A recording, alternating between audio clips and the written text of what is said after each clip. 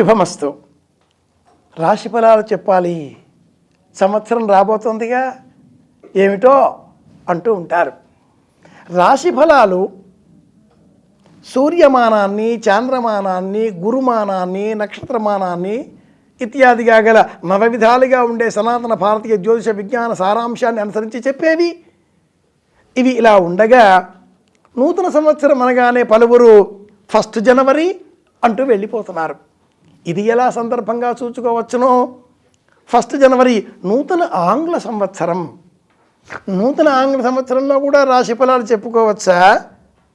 శాస్త్ర ప్రకారంగా, శాస్త్ర ప్రమాణపూర్వకంగా చెప్పరాదు, కానీ రాశి ఫలాలు ప్రతిరోజు చెప్పుకోవలసినవే. ప్రతిరోజు కూడా మనం ఎలా ఉంటామో తెలుసుకోవలసినవే. ఈ క్రమంలో న్యూమరాలజీ, లిండాస్ సంఖ్యాశాస్త్రాన్ని అనుసరించి లేదా భారతీయంగా చాంద్ర సౌరమానాలను, ఆ గ్రహాల గమనాలను గుర్తించి మీనంలో రాహువు, కన్యలో కేతువు, మేషంలో గురువు, ఇలా ఆయా క్రమంగా చూచే గ్రహాల గతులను, నక్షత్రాల కాంతుల గతులను గమనించి ఒక లెక్క వేసుకొని రాశి ఫలాలను ఆంగ్ల సంవత్సర ఆరంభ సూచనలో కూడా తెలుసుకుంటున్నాం. కానీ ప్రమాణపూర్వకంగా ఈ సంవత్సరం మనకి ఎలా ఉంటుంది అని తెలుసుకోవలసిన రోజు మట్టుకు ఉగాది మాత్రమే. భారతీయులం మనం, భారతీయ విశ్వాసాలనే గౌరవిద్దాం.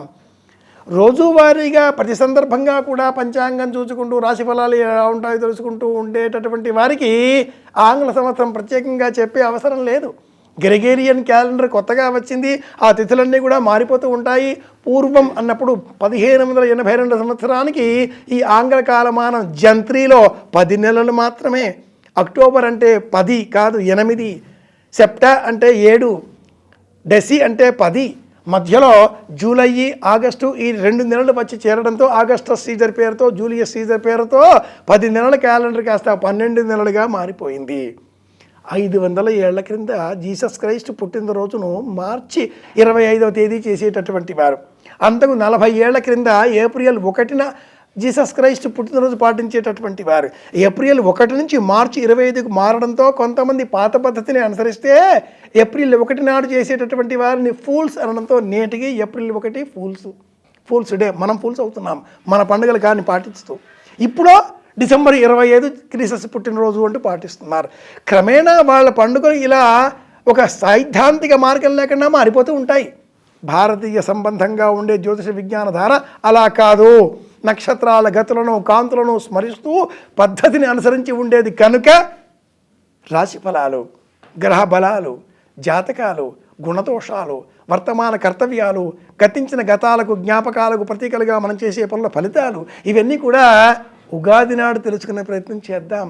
లాభ నష్టాలను బేరీజు వేసుకుందాం. మరిన్ని తెలుసుకోవడం కోసం మళ్ళీ కలుసుకుందాం. మీ కాకునూరి సూర్యనారాయణమూర్తి. శుభమస్తు.